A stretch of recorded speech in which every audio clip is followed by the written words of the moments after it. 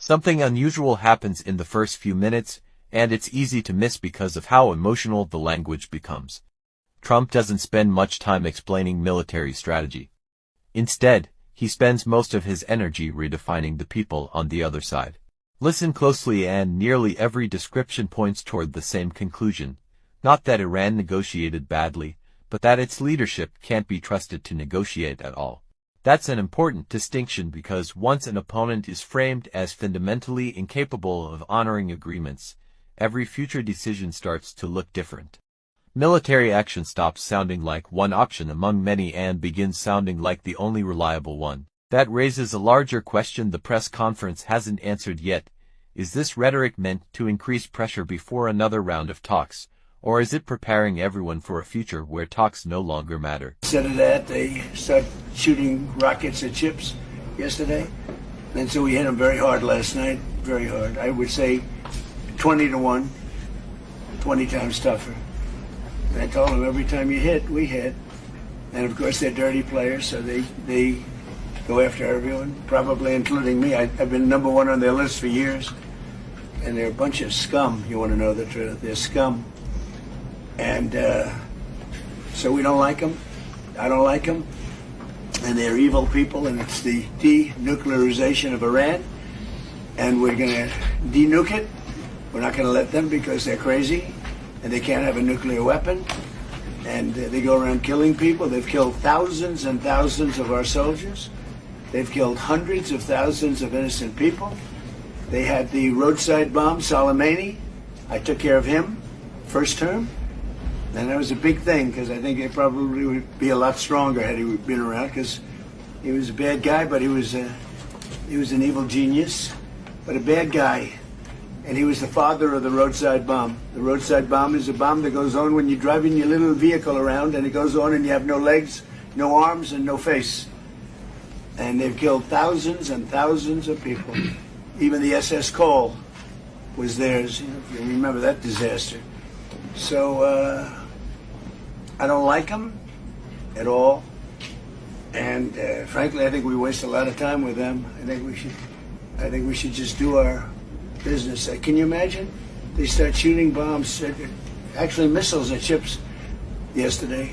Saudi Arabia, Kuwait, a couple of others, and they don't. I don't think they know what the hell they're doing. But they're bad people, very bad people. I think they're incompetent, by the way, because if they were competent, they would have made a deal a long time ago. Like, how about 47 years ago? So they've been in trouble for 47 years. And we took out their first set of leaders. We took out their second set of leaders. They want to take out the U.S. leader, me. I'm on every list. I saw things this morning. I'm on every single one of their lists. And so far, I guess I've been a little bit lucky, but that maybe doesn't last very long because that's the way it goes. But we have great people. But these are evil, sick people, and we have to rid their cancer. They're cancer. And you know what you do? You got to cut out cancer early.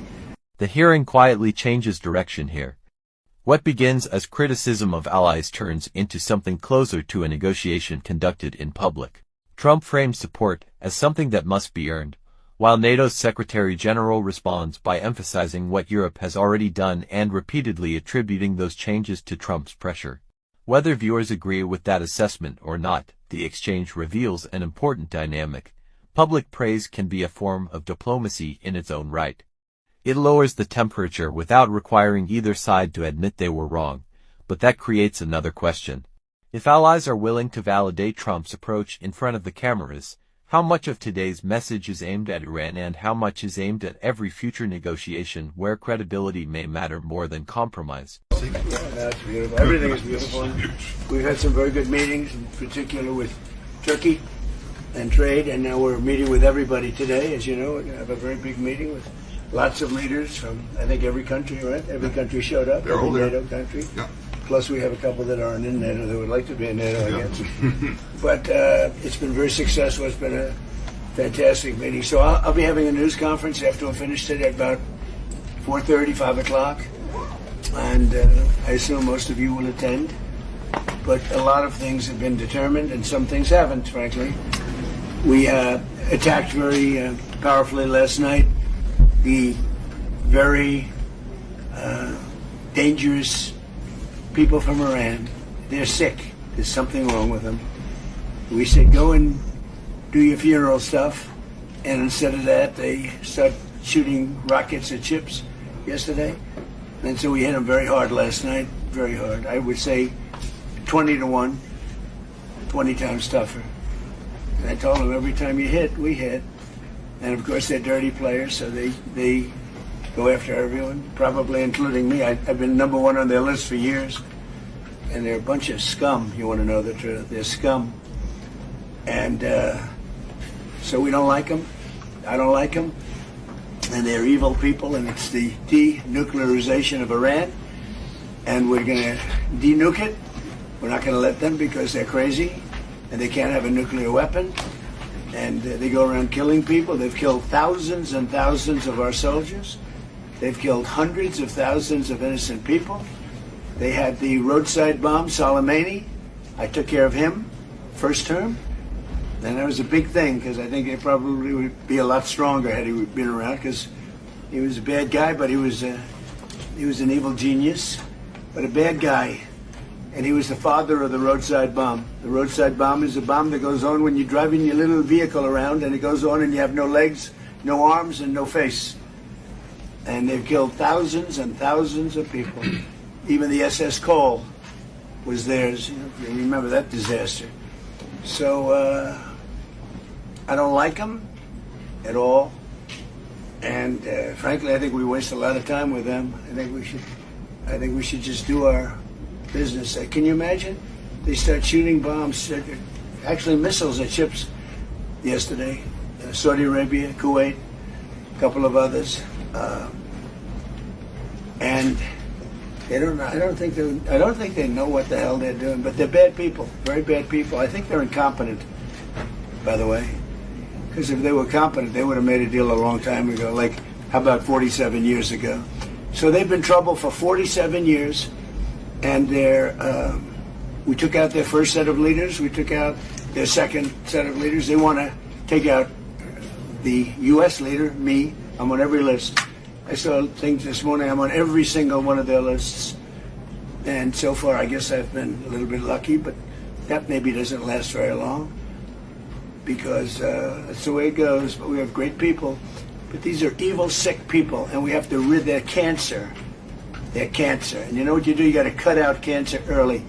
Everything you've heard up to this point leads here, but not in the way the headlines suggest. The question wasn't simply whether the ceasefire survived. It was whether trust survived. Listen to the language Trump chooses. He doesn't spend much time debating military outcomes. He keeps returning to credibility, calling Iran's leaders liars, insisting agreements mean nothing if they're denied moments later, and describing negotiation itself as a waste of time. Whether that assessment is fair is a separate debate. What's important is the framework it creates. If the problem is no longer missiles but trust, then every future negotiation starts at a disadvantage before anyone even sits down. And once diplomacy is viewed as performance instead of progress, pressure naturally becomes the preferred language. The unanswered question is whether that mindset creates stronger deterrence or makes future agreements even harder to reach. And I want to thank Mark. He's been a great Secretary General of NATO. I'm not happy with NATO because of what they did with Greenland. And I'm not happy with NATO because of the fact that they didn't want to help us with the #1 state sponsor of terror, that's Iran. They were unwilling to help us. Now, in all fairness, I didn't speak to Mark about it. I think if I did, it might have been different, but we didn't need help. But I was really testing. I wanted to see whether or not they'd be there. And the answer is they were. I spoke to Germany, I spoke to France, spoke to UK, spoke to Italy, I didn't speak to Spain. Spain is a wasted cause. We don't want to do any trade business with Spain anymore, by the way. I'd like you to cut it off. Spain is a terrible partner in NATO. They don't participate, they don't pay. I don't want anything to do with Spain. Cut off all trade with Spain, please, including visits. Okay, we don't want anything to do. Watch them come running back. Oh, they'll come running back. They treat this man terribly, and this man's a good man too, great man. They're lucky they have them. But Spain doesn't agree to anything, and you shouldn't carry them. I mean, you sort of automatically carry because you're protecting an area, so they're there. So they probably figured they have to protect us, right? But we don't have to, and we don't have to trade with them. I don't want to do any more trade with them. All right? Sure. Take it immediately. Don't even talk to them. They're hopeless. Bad people, because you know they have everybody else going and paying and working. In Spain, in particular Spain, there are a couple of others, but in particular Spain, they're open about it. They're hostile about it, and let's see how hostile they remain when they call up and they, please, please, we want to trade with you, sir. We want to trade with you, sir. They make so much money with us, and we're going to see that they make a lot less. I want no business with them. So, other than that, we're having the big meeting in a little while, and I'm going to relate my problems. Greenland is a big problem for us, and the other big problem is the fact that when we wanted them, we didn't want them badly, but we did say, if you want to join us, and they all said no. But when they could have, they weren't there for us, and we've been there for them. We spent over $1 trillion over the last short period, $1 trillion, in order to protect these countries from Russia, and has nothing to do with us. We have an ocean, but it's been a long-term thing, and they haven't treated us right. And Mark understands that. He understands that, and we're going to work something out, I think, one way or the other. But we've been treated unfairly. We pay disproportionately. We had a time when we were paying 100%. We were paying 100% of NATO, and yet a lot of the countries weren't paying anything. But there was calls made a few weeks ago. I spoke with UK, and the Prime Minister said, well, we don't want to help you now, but we'll help you when the war's over. I said, that's not good. And likewise, I spoke to Germany. They didn't want to help. Spoke to France. They didn't want to help. Nobody wanted to help. Some of the very small countries wanted to help because they're the most vulnerable. I mean, that's the only reason they wanted to help. So I appreciate you being here. We're going to be going back together, many of us together. And again, I want to say, despite the fact that I'm very upset with NATO, that we pay far, far too much, billions and billions of dollars too much, because it's unfair, because we're protecting them. So we protect them, but they're not there for us. Think of it. It doesn't work. But I want to say this is a great leader. They're lucky they have him. It's their biggest asset. You want to know the truth? So, Mark, would you say a few words? Absolutely. Thank you so much, Mr. President, dear Donald. Let me start with Iran. We discussed it last night at the presidential palace. I think what you did, degrading the nuclear capability, crucial for Israel, the region, for Europe. Degrading the ballistic missile capability of Iran, crucial for Israel, for the region, for you, for the whole world. And then trying to bring this to a peaceful end. They attacking ships yesterday. I think what you did last night was absolutely necessary. It was a very strong response.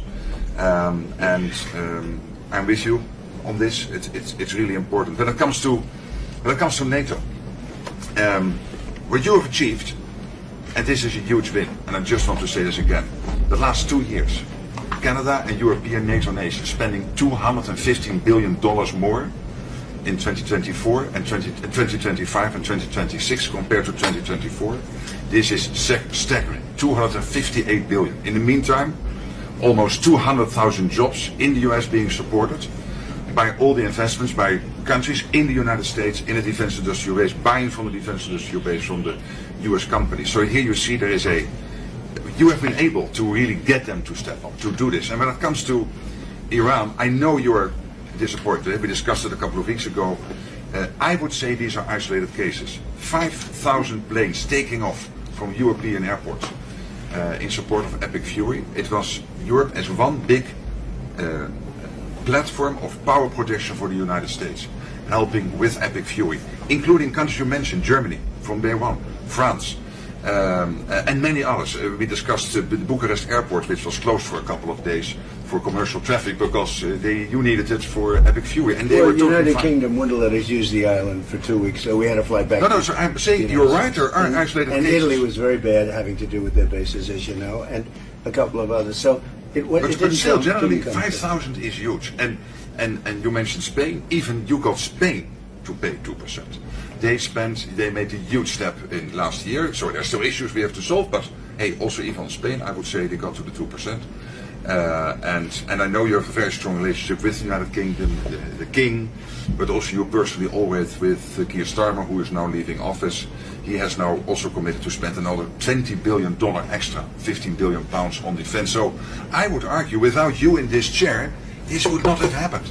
It is, of course, because of Russia, but also because of you. So grab to win, it's there. You did this. It was The Hague, and now they are implementing. And on Greenland, you and I made a deal in Davos. I will make sure that that deal is step by step being implemented. That you can deploy, if you want, the Golden Dome on Greenland. You have your trilateral talks. Mark was leading them from your side with the Greenlanders and the Danes. When it comes to if they would change their constitutional position in the kingdom, etc. But hey, I mean, just so they understand, Greenland is very important for the United States, but it's not important for Denmark. In fact, when Denmark was overrun by the Nazis in less than one day, Hitler beat them out in one day, took over. They asked us to take care of Greenland.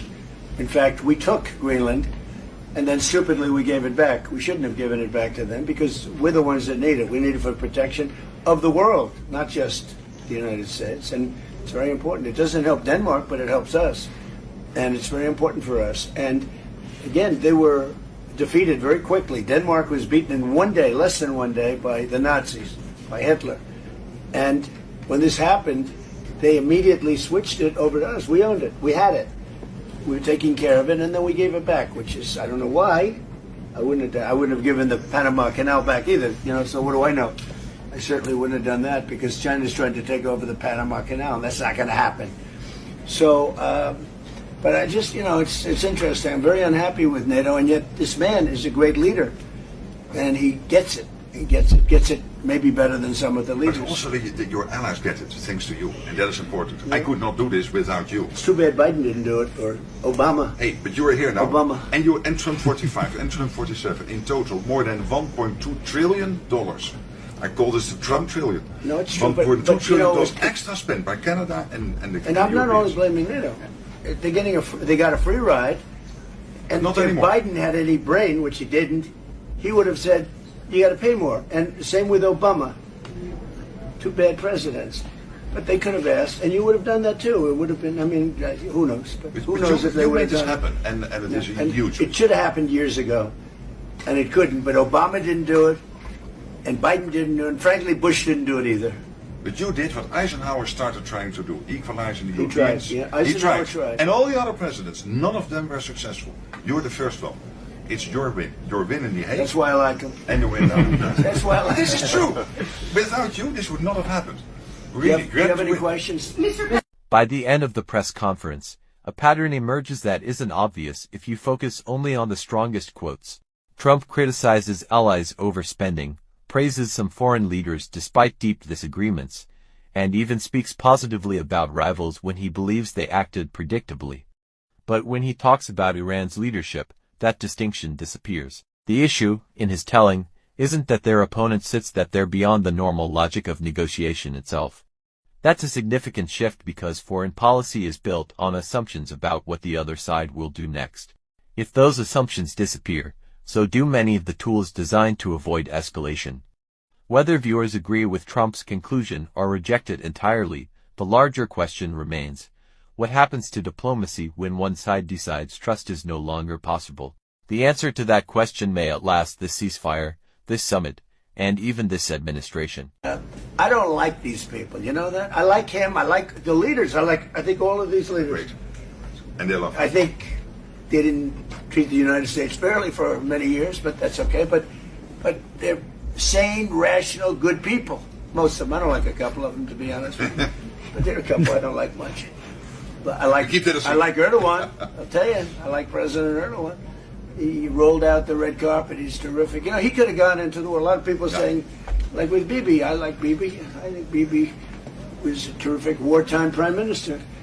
But Bibi said rough things yesterday about Turkey and Erdogan. And I said, I spoke to him. I said, he could have gone into the war because he doesn't like Israel much.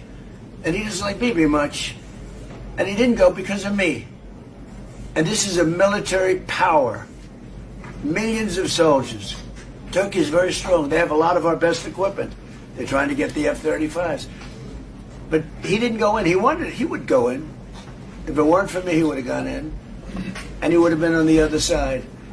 Even though I don't think he likes the other side either, because he happens to be very sane, and they happen to be very crazy. But so I think, you know, they treated us right. I think China treated us right. I was with President Xi, and I said, I hope you're not going to go into the war, because we don't want that. You know, he gets 50% of his oil from the Strait of Hormuz, and he gets more than 50%. And he never went into the war. He didn't supply him equipment. You know, he was great. I'm a big fan of President Xi. A lot of people say, oh, why? You know, I watched a couple of people critical of the fact that TikTok is so bad, it's so dangerous, it's so horrible, they're spreading all these rumors. And the numbers came out yesterday. You know who's number one on TikTok? I am. I'm number one on TikTok. And all I talk about is how bad communism is, right? They say, oh, it's terrible, they're spreading, but I'm number one. And I listen to Gordon Chang. I like Gordon Chang, but he's always like negative. Oh, China's so terrible, they're so terrible. And TikTok is so terrible. But I'm number one on TikTok. I had like 4 billion views or something like that. So I don't know. People have to get their priorities straight. We have had a really good day. We're going to have another good half a day, and then I'll see you later. And we'll talk to you. Thank you very much. Thank you, everybody. Thank you. Thank you, guys. Thank you, guys. Thanks, guys. I also will do a press. Thank you, guys. It will be more Thank important. you, guys. Thank you. Thank you. Please head out this way. Hey, guys. Thank you. Thank you. Thank you, everyone. Thank you. Good, Anna?